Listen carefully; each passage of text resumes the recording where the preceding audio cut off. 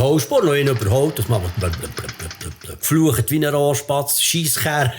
Ab und zu hat es gegeben, dass wir dann doch auch noch ohne technische Hilfe gegangen sind, also sprich ohne unseren Auf- und Abbauer. Und ein Beispiel davon ist, dass wir ans Luzernfest gegangen sind. Haben wir auf einmal das Telefon bekommen, der Alain und ich. Wir sind am Edu und am Küren hinten nachgefahren. Und ja, plötzlich rufen die an und sagen, hey, unser neues Auto geht nicht mehr. Der Edu ist am Lastwagen überholen und dann versagt der Motor. Und dann habe ich gesagt, du musst überhaben. Ja, ich kann doch nicht, einen Lastwagen. Und immer langsamer geworden auf der Überholspur. Und dann konnte er ihn überziehen. Zwischen der Aus- und der Einfahrt sind wir dann auf dem Pannenstreifen gestanden. Fortverteufelt wie ein Moor.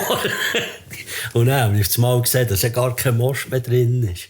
Und das ist dann, ja, so ein bisschen... Nein, ich habe Simon angerufen, die sind schon weitergefahren, die sind schon gegangen, die waren schon der.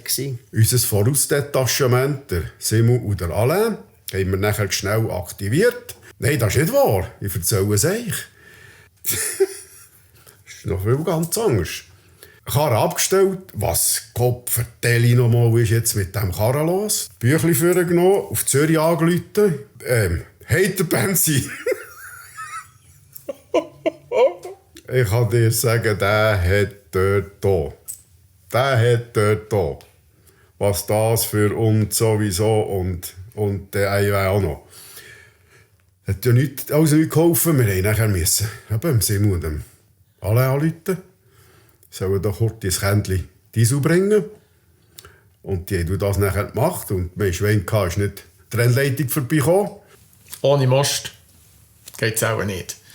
Und dann sind wir bis auf Neukirch gefahren, ich glaube etwa 4 Viertelstunde fahren und dann wieder Retour, für mal Benzin zu bekommen. Und wir hatten wirklich Schwein, dass so in dieser halben Stunde, wo wir unterwegs waren mit unserem Benzinkanisterli, ist die Polizei nicht aufgefahren. Und somit haben wir gleich noch mit einiger Verspätung das Luzern einchecken. Aber ja, ich habe den Edu nicht so manchmal weissglütig gesehen, aber dann schon.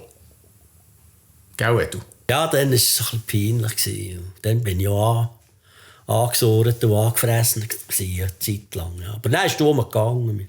Man wird ja aber mit dem gleichen Gring wieder zufrieden. Gell?